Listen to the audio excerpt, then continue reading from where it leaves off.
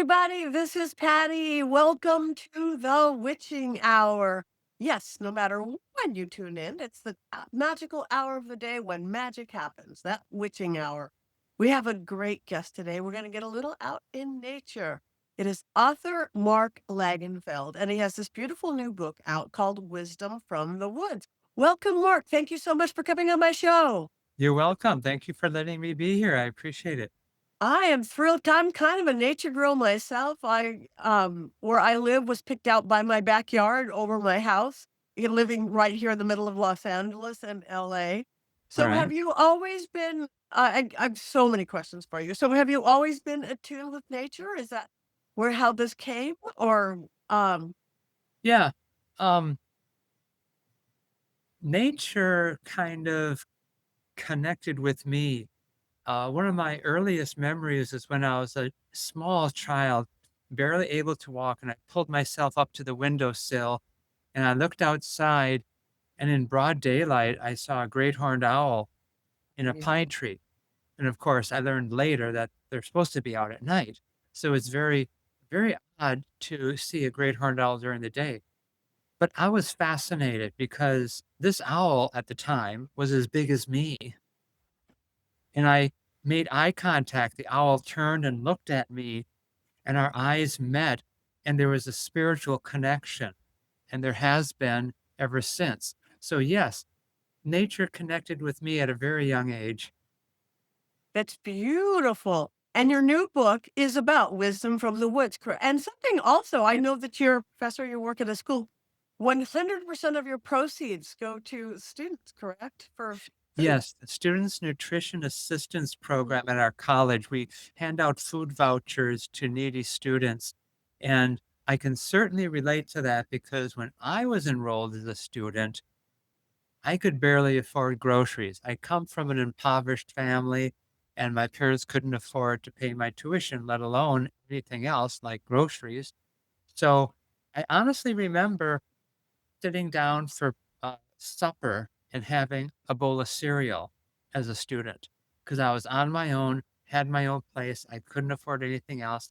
And I thought, my students currently still are suffering like that. We all know grocery prices are going up. It's rough. And still, my students have children of their own. So they're not only trying to feed themselves, they're trying to feed their families. So for the past several years, I've been donating some money to the Student Nutrition Assistance Program. And then when my book came out, or actually before my book came out, when I was uh, submitting the manuscript, I thought to myself, well, why don't I just donate all of my royalties to the Student Nutrition Assistance Program? Because I'm already making donations to them anyway. Why not just donate the royalties? I love that. That is so kind of you. That is beautiful. Yes, and grocery prices are certainly going up. Speaking of modern and living in the world, so they're about nature. How does that work? And how important is this in 2026? Again, in this modern age where there's so many urban dwellers, you know, it's a whole different world. Can they go, how do I get out in nature here? Is this for them to Yeah, well, it does work, and I believe it can work for everybody. And yes, it is very important in current society because the more we distance ourselves and become detached from our connection with Mother Nature, I think the more stress and depression we're susceptible to have. It is my opinion that everyone is biologically connected to the great Earth Mother simply because we're human animals. Yes. And you asked about how we can stay connected. If you can, if you're ambulatory, you can certainly go into the woods. If you're not, you can still appreciate Mother Nature just looking out your window. If it's a rainy day, snowy day, if you're homebound, if you have physical limitations that prevent you from going outside, you can simply look out the window. Is the grandfather sun shining on you? Is grandmother moon shining her moonbeams on you? You can literally bathe in the moonlight. Perhaps you can see a a cloud drifting by. And that's a reminder to us to be as peaceful as a cloud. We don't have to rush through life. All of those things that we see are reminders from Mother Nature of how we can conduct ourselves. Mother Nature is literally a role model for us. I agree wholeheartedly. My sanity in life, I live in the middle of Los Angeles, in the middle of Hollywood, but 6 days a week when I'm in town, and every other day that I'm in town, I go up to Lake Hollywood, which is a man-made reservoir, but it's pine trees and animals and water. That is my main spiritual practice. That is my sanity. That is Yeah. my spirituality. That is my mental wellness. That is everything. And that's stuff you talk about in your book, right? Oh, yes, certainly.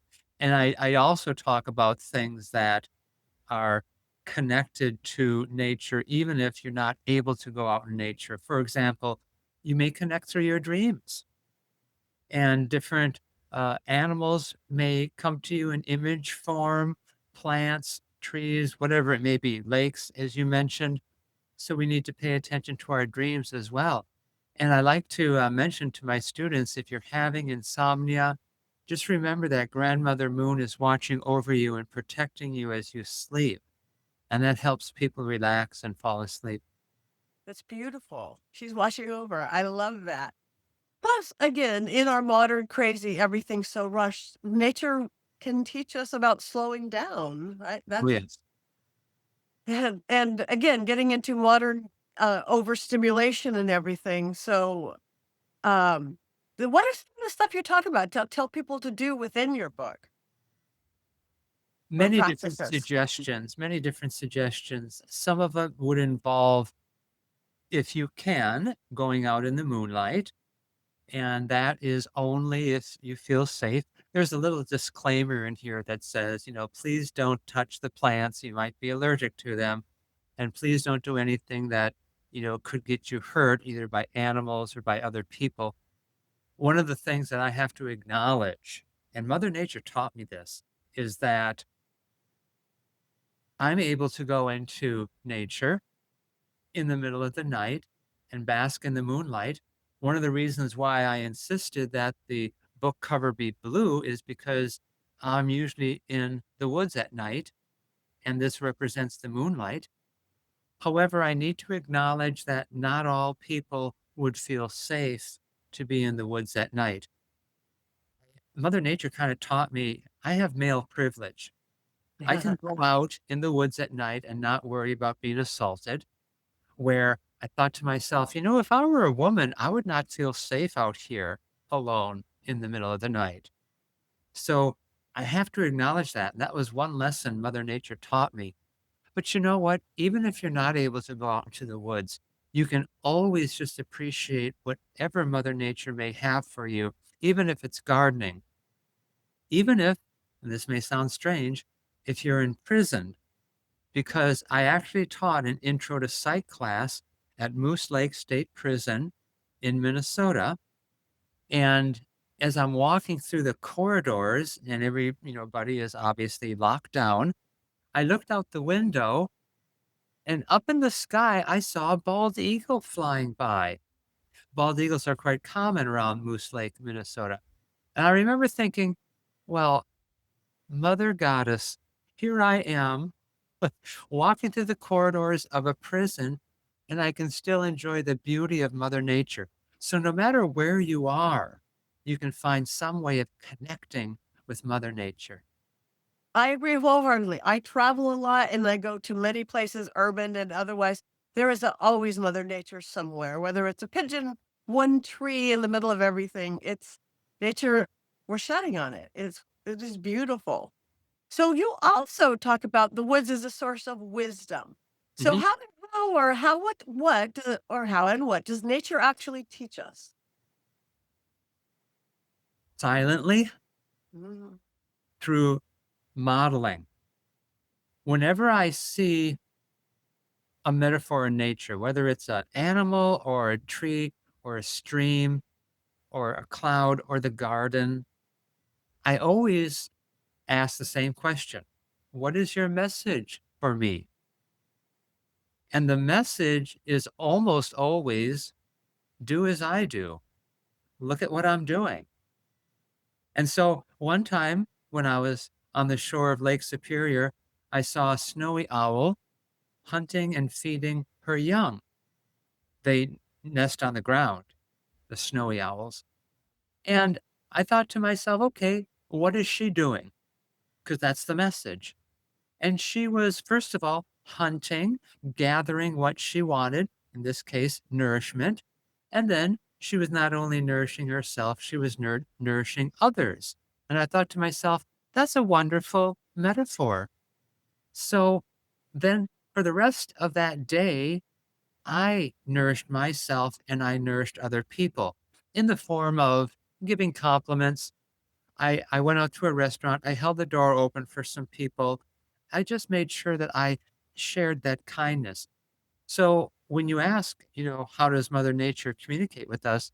It's usually silently, and it's usually Mother Nature is being a role model for us. Look at what she's doing, and then do as she does. I love that. But how do we learn to listen to that? Especially in the world where we're used to so much noise and distraction. Is it just a choice and just an awareness? Well, yes, it is Mhm. greatly an awareness. What I personally do is when I go into the woods, I will sit on a large boulder. In fact, that's how I was introduced um, by the spirits to paganism.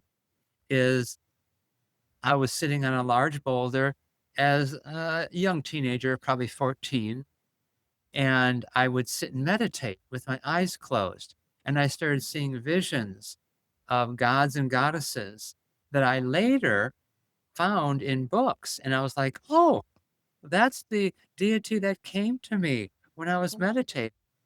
So typically, one of the ways that I connect with nature is going out, and if it's not a large boulder, maybe a moss covered stump or log sitting next to a stream. Or if you don't have anything else, a park bench. And being still, that's an important part. Being still, not moving around and, trying to hike the trail as fast as you can. You're not out jogging or anything, just being still. And when you are still and quiet, you will be surprised at how many creatures will come up to you. And that's where you can say, wow, okay, this creature came to me. And what I personally do as an offering to the creature is I'll sing to it. And I'll usually sing the goddess chant. You're probably familiar. Isis, Astarte, Diana, Hecate, Demeter, Nina. Inanna. I would Yeah. sing it stronger, but I have no voice right now. But yes, I've been singing that for 30 years. Yeah, or Well, more. I think it's important to give back. I If do an too. animal or even if it's a tree, if some symbol from Mother Nature gives to me, I'm going to give back. And when I do this, particularly with birds, they'll cock their heads and they'll turn and they'll listen to me as I'm singing. And I'm like, yeah, that's my way of saying thank you. I love that. I'm going to do more singing in nature. The world may not like it, but I'm sure the creatures will. The world may join you. The world may join me. I know one of my favorite. This is completely off subject, but not. Um, Social media is this guy. I think he's in the UK somewhere. He has a little guitar and he sings to animals, and they all come up to him. I don't know if you've seen him. Giraffes, alligators, snakes, I think so. domesticated, undomesticated, and no matter what, dolphins. I mean, he will be by the water's edge. There is magic in sound anyway. So, Yeah. and I love that in this crazy world, everything is so loud and so noisy that the need to calm down for the anxiety is so high, stress is so high. It's on unprecedented level, though it's Yeah. always been crazy. It's just bombarded with it now. I think we need this more than ever. Like things like your book coming out. Is that why It, you did it? What was the origin story of this book? Was like some people the world needs this book, or yes, on everything you just said. I agree with everything you just said. Our society is in desperate need for the healing, calming energy of Mother Nature, and it is there for us. Like I said, even if you are homebound and you're not physically able to go out in the woods, you can still look through your window, see the birds in the grass or in the trees or what have you, the flowers. So, the reason I wrote this book is because after a period of about 10 years of collecting all these nature metaphors, I thought to myself, you know, I don't want to take all of these lessons to the grave with me. I chose not to have children. And so I want to pass on my knowledge to the next generation. And since I don't have my own biological children to do that, I'm going to write a book. And so I started putting each nature metaphor into a chapter. And just naturally, each chapter came out to roughly about 1,000 words or 3 pages. And then when I had what I thought was enough, I submitted that to Llewellyn. And Llewellyn is the one who pointed out to me, are you aware that there are 52 chapters in your book, one for each week of the year? This book could be used as a devotional. And I was like, I didn't think of that. I love that. Magic is everywhere. Yes. So speaking of magic, coincidence, not coincidence, intuition, do you think that being in nature, which again you're obviously an expert at, helps strengthen that intuition, that connection with spirit? Yes, it helps us recharge our batteries. We have only so much mental bandwidth. And going out in nature recharges us, rejuvenates us. And sometimes I will literally stick my fingers into the earth, particularly when I'm gardening, but I'll stick my fingers into the earth and I really do feel like it's just like plugging in your laptop or mobile device. It's recharging my batteries. It's vital. I agree wholeheartedly. Um, so if somebody's feeling disconnected to nature, not doesn't matter where they live, do you, where do they begin? Is it just again the awareness, or looking out that window, or getting outside if they can? Is it a choice? Because again, it can be overwhelming if you're going. So many, as we know, our modern society, controlled temperature, controlled light, controlled everything. We don't have seasons. We don't have it. Yeah, I think it is, as you said, starting with awareness. And what I would recommend to people is start by recognizing that you already have an innate connection with Mhm. Mother Nature.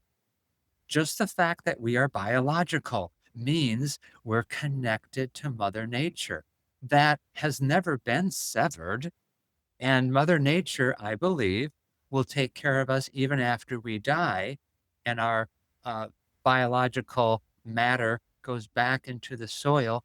We're returning to the Great Mother. So we're never disconnected. So just to have an awareness of that is a good place to start. And then whatever you're capable of doing, setting aside 15 minutes perhaps for meditation about Mother Nature, or perhaps if you're able to go into a park or even your yard or wherever you might be able to, just the little things. And please notice how everything changes. It's like the old chant, she changes everything she touches, and everything she touches changes. You can go to the same place in your lawn from one day to the next, and things are not exactly the same. The temperature is slightly different. The weather is slightly different. The lighting is slightly different. The ants and other insects on the ground are slightly different. The lawn is slightly growing taller. So to be aware of that and to realize, huh, what's different here in this little plot, this little whatever 3 foot by 3 foot plot, what's different? And maybe you'll notice, oh, is that a feather? Oh, is that moss growing on that stone? I did not notice that before. Well, is that a new anthill? You'll see things that you've never noticed before. And just to speak of feathers, whenever I find a feather, it is a perfect message from Mother Nature that I too am to go through life as lightly as a feather. And then I realize, oh, yeah, I have been rushing today. I have been overwhelmed today. I need to go through life as lightly as a feather. And sometimes I will tuck that into my billfold. And then if I eat at a restaurant, along with giving my standard 20% tip, I'll give her or him the feather, Uh, and I'll give the message to the server, and I'll say, "Go through life as lightly as a feather."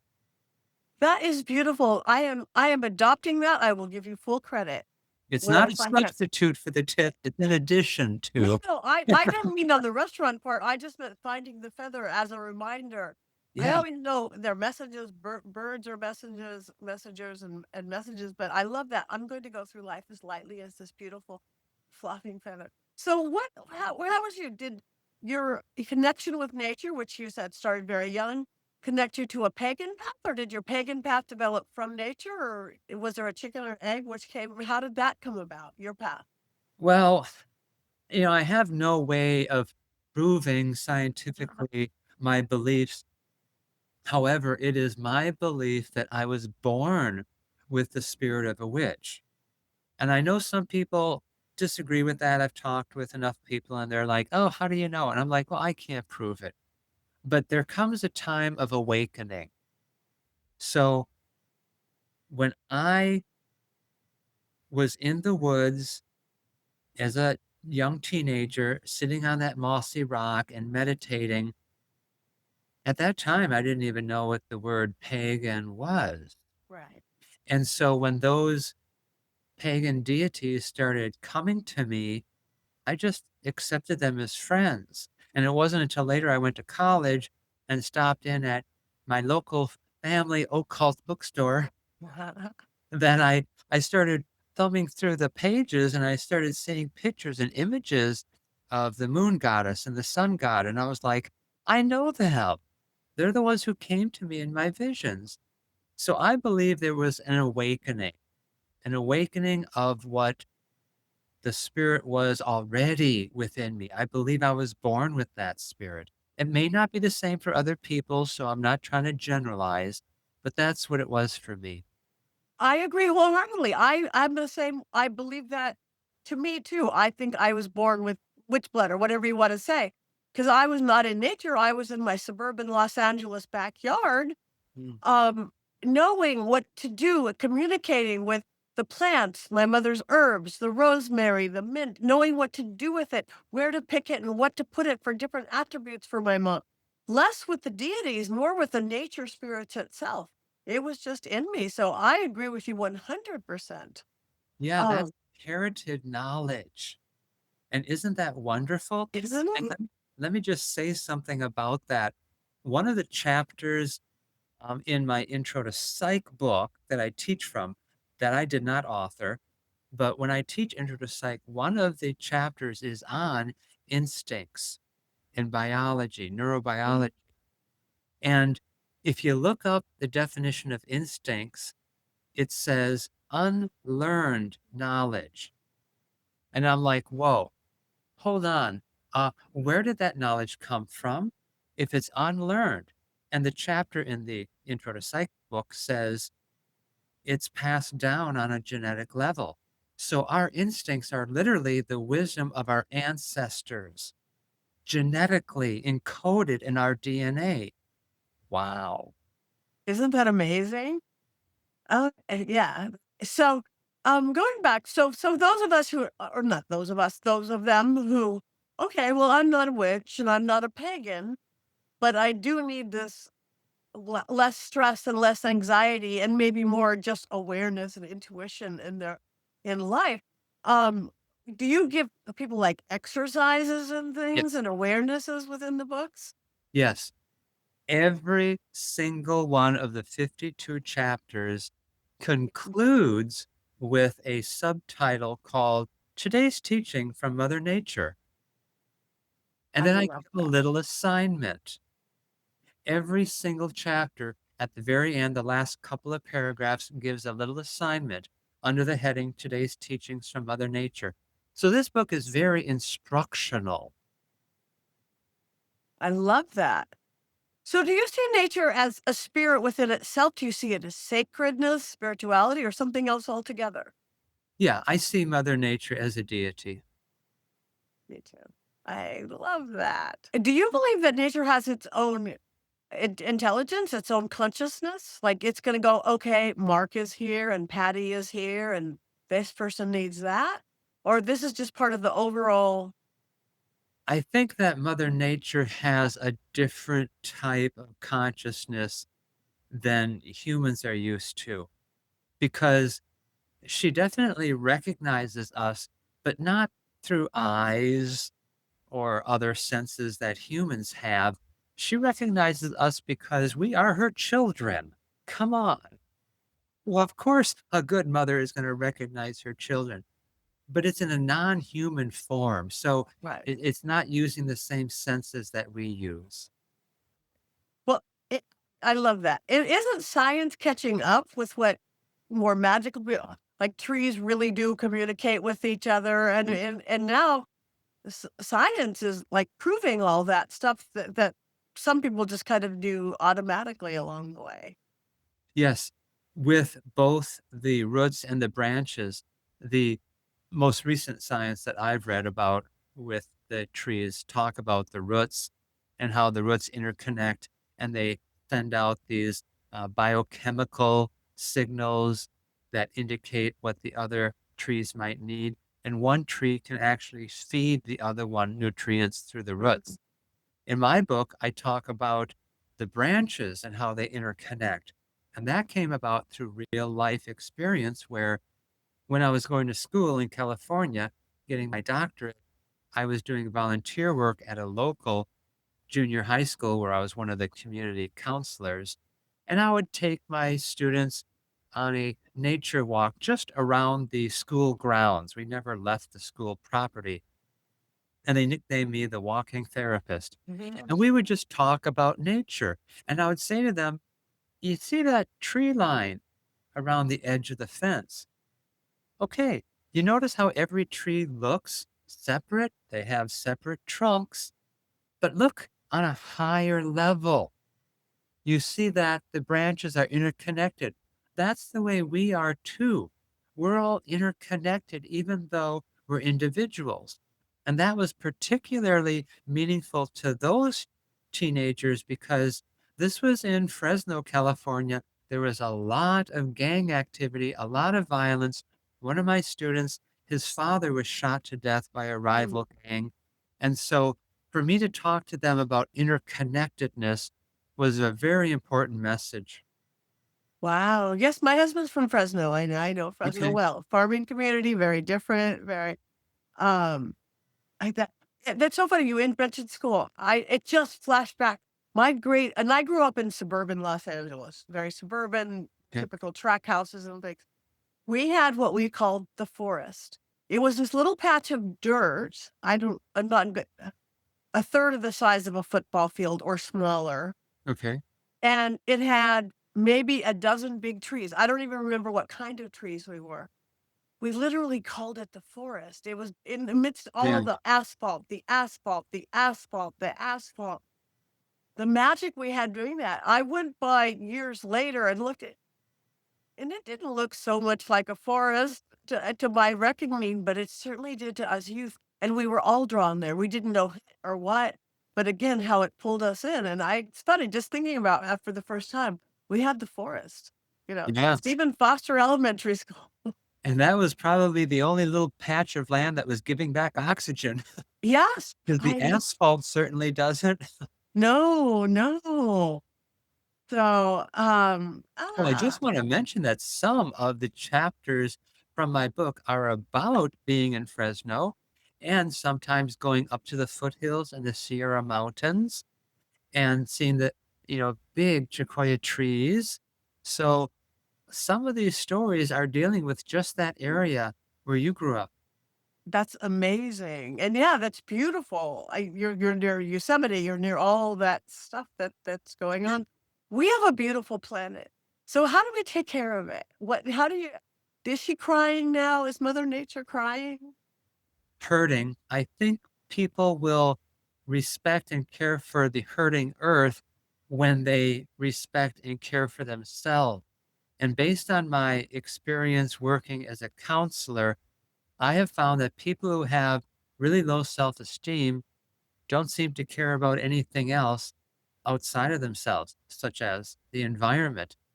And sometimes when I see people who are, for example, littering or throwing their cigarette butts out the window, I I don't mean to assume and I don't mean to be judgmental, but I can't help but wonder, okay, if you're not going to respect yourself, then how are you going to respect the earth? So that's where it needs to start. It needs to start with us having proper, healthy self esteem. I'm not talking about arrogance, healthy self esteem. And then we want to nurture other things as well. Otherwise, if you don't care and you just litter or you're just, destroying the earth, dumping things, toxic waste or whatever, I can only assume that you don't really care about yourself either because we're connected. To hurt the earth is to hurt ourselves. Yeah, I know. I know. I try to hug her every day as I can. So this is so amazing, and I'm excited about really getting deep into your book. And I'm sure everybody watching and listening is the same. So before we go, another last question. What will we again? We obviously what are we lost as humans by becoming so disconnected, and what can we get back? What getting reconnected again? Getting your book, doing a weekly devotional. What have we lost and what can we gain? What we have lost is limiting our connection with the source of life. And I capitalize the S in source. The giver of life is the source. And that comes from Mother Nature. All good things come from Mother Nature. So if people are disconnecting or even limiting their connection to Mother Nature, they're limiting their connection to the source of life. And let's face it, we're not on this planet just to make a bunch of money and, die rich. We're here to enjoy life. We're here to enjoy the beauty of life. So we miss out on the best part of life because we're missing out on that source of energy. I love that. So let's get that back. So now tell everybody, and I'm sure they've fallen in love with you like I have, where they can follow you, any websites, your social media, and certainly where they can get your book. Okay.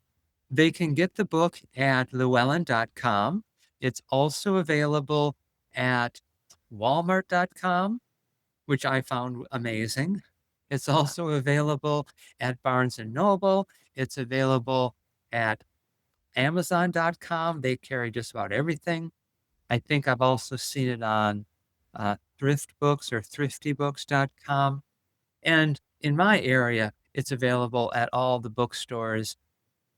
And wherever you are, if you have a new age shop or a metaphysical store, they probably carry it because they're probably in connection with Llewellyn, the publishers. Now, as far as connecting with me on social media, I do have a Facebook account. It's just under my name, Mark Langenfeld. I make sure every single day I post one positive message, and it's always something focused on a message that will be uplifting. I don't talk about anything that deals with hate. I don't post anything angry. It's always an uplifting message along with a colorful picture. I always search for these decorative pictures online. So it's a rather short message, usually 5 to 7 sentences, and then a nice picture. And there's probably 3 or 4 other Mark Langenfelds out there. So you just type in Mark Langenfeld and then you'll know me because you'll see my shiny face. I can't wait. I'm going to follow you. I'm Grace Willows on Facebook because of being hacked, but I can't wait Okay. because yeah, I won't post anything negative myself either. I can't. I won't. There's enough of that. But I'm excited. A positive thing every day. You guys Yeah. like him, follow him, get his book. So Any final words of wisdom for all of us on the witching hour from your beautiful self? Thank you. I want to emphasize to everybody that you are all worthy of love. You have an innate value just for being human. You don't have to earn it. You don't have to do anything to produce it or to achieve it. You were born human from Mother Nature. You have life energy in you. So you have an innate value just because you were born. Thank you. Words of wisdom indeed. Thank you so much for bringing that wisdom to the witching hour. Thank you.